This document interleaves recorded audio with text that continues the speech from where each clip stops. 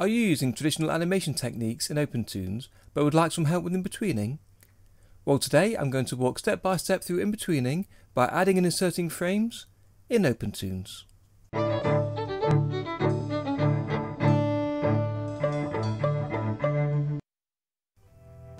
Hello ladies and gents, and welcome to my detailed look at adding in-between drawings in OpenToonz. Firstly, I want to mention that this isn't an animation tutorial, but a guide on how you can use OpenToonz for inbetweening, with some extra tips along the way. I've provided links to some actual animation inbetweening videos in the description, so let's crack on. Since my 4-part animation process tutorials were published, I've had a few requests to walk through the inbetweening steps in OpenToonz, as there's a few niggles to consider, and I skipped through this part of the process a little quick for some people, but it was necessary to keep the video as short as possible. So to demonstrate inbetweening today, I've created a simple project showing a ball timed out to move along a ramp. You can see my previous tutorial about working out your timings in the card above and in the description. But the basic idea behind working out the timing is to play the animation and to imagine the in-between movement. So here you can see I drew 2 extremes at the far ends of the movement and then 2 breakdowns at the point where the ball reaches the straight part of the ramp. And I timed it out to last 29 frames. And then you can see that I renumbered the drawings to match the frame numbers. So we've got 4 drawings at frame numbers 1, 11, 19 and 29. And I kept the frame numbers as odd numbers because I intended to time this out on 2s, as you can see from the charts I'm drawing at the bottom. So you can see I've drawn 3 charts to show the 3 in-betweening stages.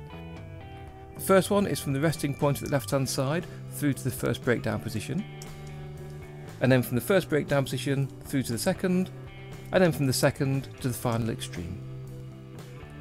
And I'll be reversing the frames to make the ball roll the opposite way, but we'll get to that later. So the principle for inbetweening is going to be the same for every single frame we do, but it's important to understand a few basics first. So firstly, if we look at the preferences, inside the drawing section, you'll see in auto creation I've got it set as use Xsheet as animation sheet. But there's 2 other options, so I'll show you those first. So if I disable the auto creation, and what we'll be doing to draw inbetweens is we'll be highlighting some frames, hitting the delete key, and in the first of the blank frames we'll start drawing the new ball. And with auto creation disabled, you can't draw directly onto the table while there's no frame in the timeline. So to add a new frame to the timeline, you need to go to the level strip, and you need to add a new drawing in here and then drag that from the level strip into the timeline. Now in some situations that can be useful, but not while we're inbetweening. So we'll go to the second option for auto creation. We'll change this to enabled, and if we close that. So we'll go on to frame 26, and if we start drawing, we can now draw onto the table. But you'll notice it's only drawn on the one frame and it's left a gap. And ideally, we want this frame to stay visible during that period. You'd then have to extend out the drawing from frame 26, and as you do that, you'll notice that drawing from frame 29 gets pushed out and constantly leaves 2 spaces, so then you push him back, drawing 29. So if you imagine doing that for all the drawings, it'll take a while longer to do, and you're certainly going to get irritated by it. So the best thing to do is to go to the preferences and choose use Xsheet as animation sheet. If I take out frame 30, there we go. So again, we'll select and highlight a few frames, press delete, go to frame 26 and start drawing, and you'll notice that frame 26 is now extended through to 29. Also, the drawing number is named after the frame number that it's drawn on, so it's also drawing 26, which makes managing the drawings and considering the timing chart much easier. So if I just undo that and show you the final option. Finally, there's this tick box here, disable auto stretch frame, which basically does the same as the enabled option does. It allows you to draw into frame 26 and it doesn't extend it out to frame 29. And use the Xsheet as an animation sheet. Okay, so I don't want to talk about timing diagrams too much today, but I've drawn the diagrams just so you can see what's in my mind for how I want to position the drawings. So if we start on the middle section, because this is fairly straightforward, The two breakdowns are at frame numbers 11 and 19, and I'm going to draw 3 frames in between every 2 frames at 13, 15 and 17. Now whenever we draw in-betweens, we all start at the drawings we've already got, so number 11 and 19, and then we draw the drawing directly in the middle, which is drawing 15 in this case. And because the line is in the middle, it means I'm going to draw the ball directly in between number 11 and 19. So to draw frame 15, we need to highlight from frame 15 to 18, and then press the delete key, and that gives us a gap to draw in. And as we saw earlier, if you draw into a frame, it extends it to the right, so you draw in the leftmost blank frame 15, and it'll extend it through to 18. And to keep the ball roughly the same size, I'll trace one of the other balls and then just move it into position.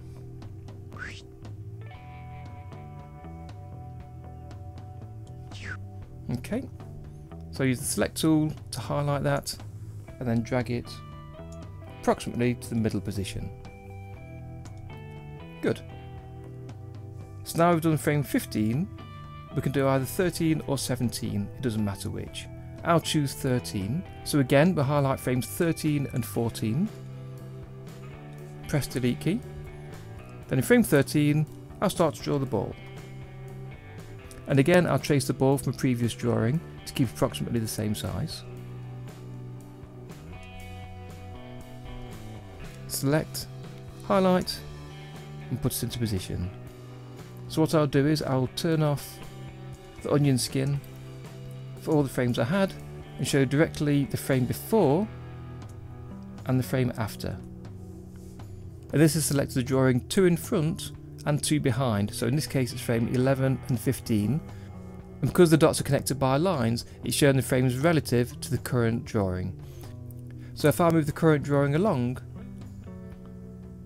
you'll see the onion skin is showing the frames 2 before and 2 after the current one. But if you always want to show an onion skin of a particular frame, you can move above the relative onion skin, press that dot, and then as you move the current frame, it'll still show frame 15 in this instance. And just click it again to turn it off. Okay, so we're on frame 13. Let's just move that into the middle, there. And the next frame to do is frame 17. So again, we'll highlight frames 17 and 18. Delete that. And on frame 17, we'll draw the ball.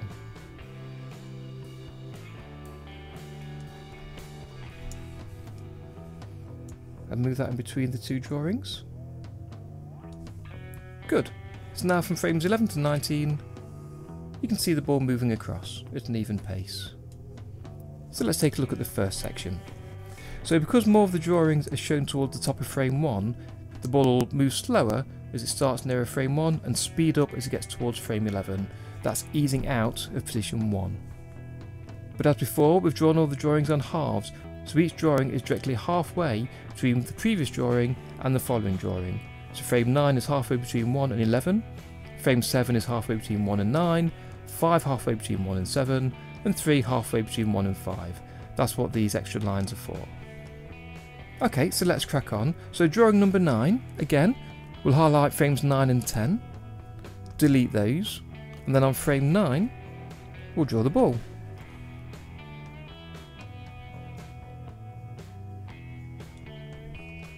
Okay, select it again, and move it halfway between drawings 1 and 11. About there is fine. Okay, next is drawing 7. So we'll highlight 7 and 8, delete them, and then draw it again.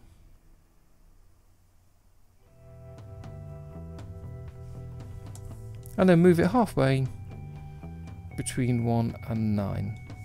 Okay, then drawing 5.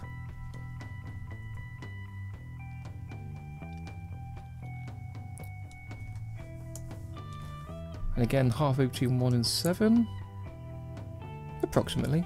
And then drawing 3.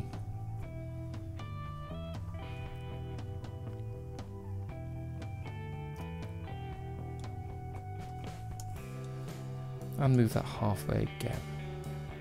About there. Okay, so let's take a quick look at that without any onion skin. That's not too bad. Okay, So to the final part of the movement, we've got an ease in. So we want the ball to go slower as it gets towards the top of the ramp. So it should be fairly obvious what we're doing now. So we're going to draw drawing 21 first, and that's directly between drawing 19 and 29. So to draw drawing 21, we'll highlight from 21 through to 28, press delete, and this time, because we're going to the right, we can add in a relative onion skin 2 frames to the left, and then we'll choose the static fixed point to the right hand side, and then we can see the 2 drawings we're trying to draw in between. Okay, so on frame 21, we'll choose a brush, and again I'll trace over one of the outlines to keep the approximate same size. It's a little bit wobbly, but it's close enough for what we're trying to see today. So I'll select and highlight it, and as we said, place that directly in the middle of frame 19 to 29. So that's frame 21 done. So next we'll do 23, which is between 21 and 29. So we'll highlight from 23 to the end, delete them, and on frame 23, let's trace again. And then select it, move that in between the 2. And now frame 25, delete them, and on frame 25 we'll draw the circle.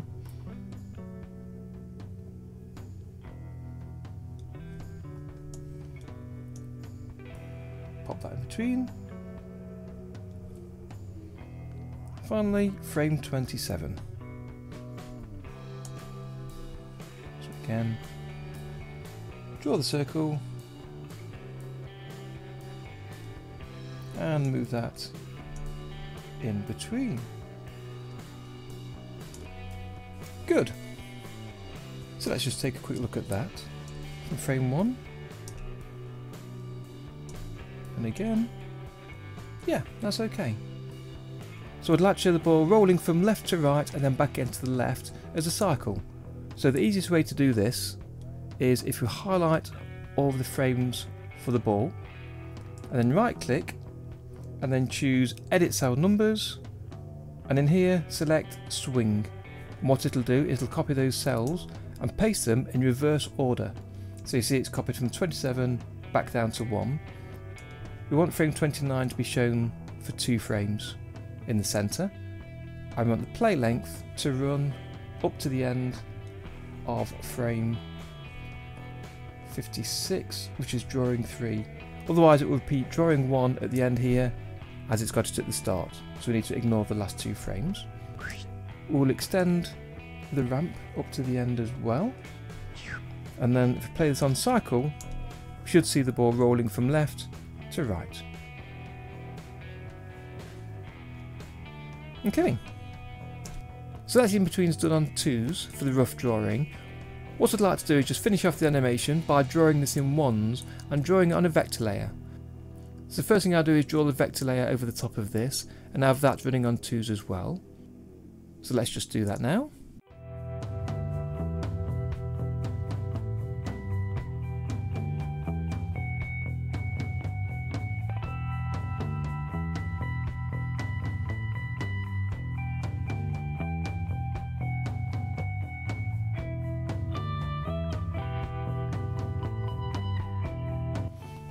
Okay, so here's the sketch version running, and the vector version. And with the ball being coloured in, it makes it feel much more solid. So one thing you might notice is that the vector drawings are numbered sequentially rather than 1 through to 29 using the frame numbers. And as I'd like to draw these on 1s, it'll be useful having the drawing numbers matching the frame numbers. Simply highlight from drawing 1 through to drawing 15, and then we just need to renumber them. So you can right click and choose auto renumber, or as you may notice, I put it onto the toolbar menu here. And you do that by right clicking on the menu, choose customize, and then you find the command in the right hand side and drag it to the left hand side, and it'll appear. So we'll renumber that, and you can see them now matching the sketch ball from frame 1 through to 29.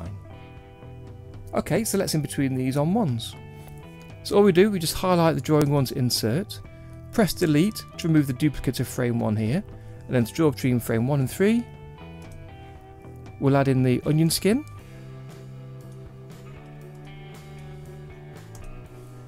And now we can see drawings number 1 and number 3. And if you was just drawing the in-between, you just start drawing as usual and it would insert drawing number 2. However, we're going to copy and paste the drawing, so we haven't got to redraw the circle each time and to keep a size consistent. So I'll highlight it with select, press Ctrl+C to copy. If I go to the gap and do a paste, you'll notice something peculiar happen.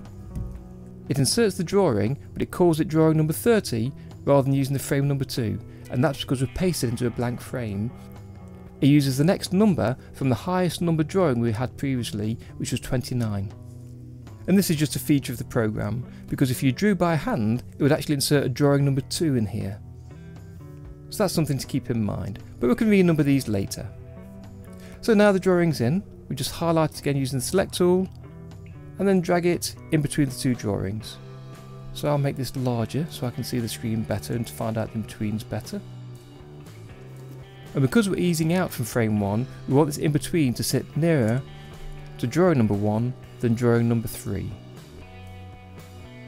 And I'll drag it so far, and I'll use the cursor keys to nudge it a tiny bit.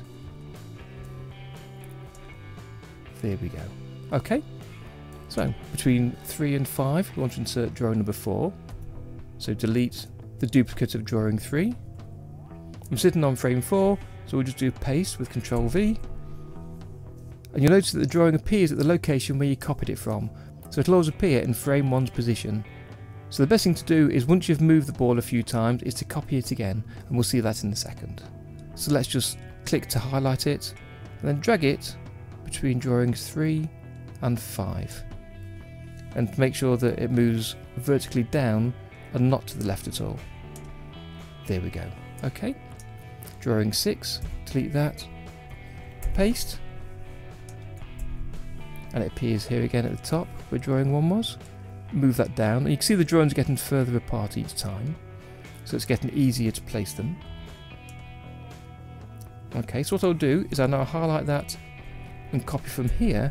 So when I go to frame number 8 and paste into there, it's moved further down the ramp.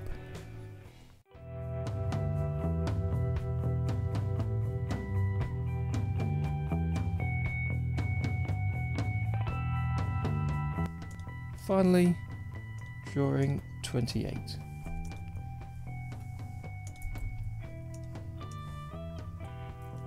that's almost sitting on top of 29 compared to drawing 27. So we'll save that. And you'll notice that it's a bit confusing now with the 2 sets of numbers. The first set on 2s running sequentially on odd numbers, and then these inserted running from drawing number 30 to 43. So we'll just highlight those, hit auto renumber, and then now go immediately from 1 to 29. So again, we want the ball to rock from left to right, so the simplest way is to delete the duplicated frames for the reverse journey by choosing cut, highlight the first 29, and then choose swing from the edit cell numbers menu. And you'll see they rock down from 29 down to 1. So we'll just adjust the running time to the end there, and let's see how that looks.